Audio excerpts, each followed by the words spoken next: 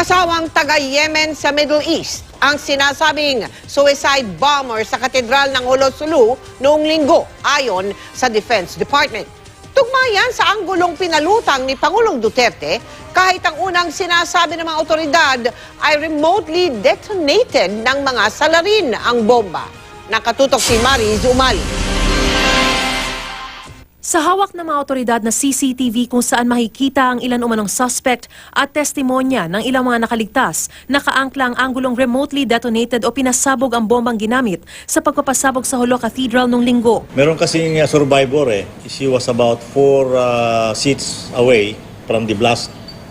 Ang napansin daw niya, meron dong babae sa harapan niya na medyo balisa. Tapos nung umalis siya, may naiwan na package. Hindi naman sinabi na nakita niya sumabog, pero yun ang napansin niya. No? That definitely is not suicide bombing. Pero paano kung si Pangulong Duterte na nagsasabing suicide bombing ang naganap? So you're confirming, sir, that it is a case of suicide bombing by the ASG? Blowing them up.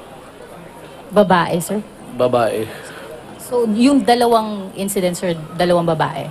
Lalaki yung isa, mag-asawa.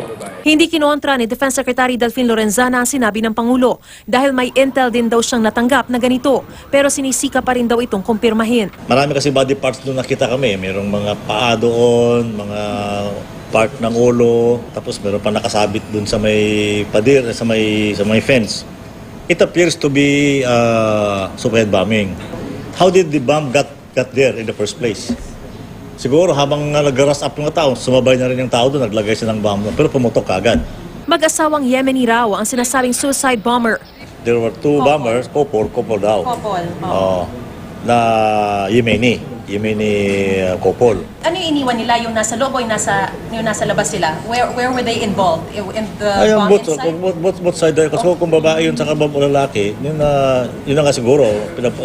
Kaya lang, these are all things that we have to validate. Gayunman, posible pa rin naman daw na bahagi ng katawan ng biktima nagsitakbuhan palabas ng simbahan ang mga natagpuan matapos silang masabugan ng pangalawang bomba. We're trying to have him or her DNA tested para malaman natin kung anong, I don't know how we are going to find out who he is by DNA, but maybe we can find out what nationality, o Pilipino ba o foreigners. Kung sakaling mapatunayang suicide bombing ang nangyari sa Jolo, ayon kay Lorenzana, hindi ito ang unang insidente ng suicide bombing sa bansa.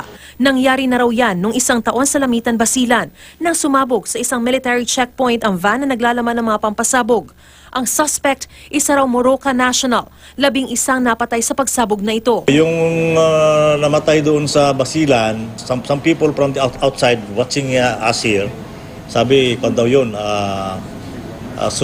suicide bomber na Moroccan daw yun.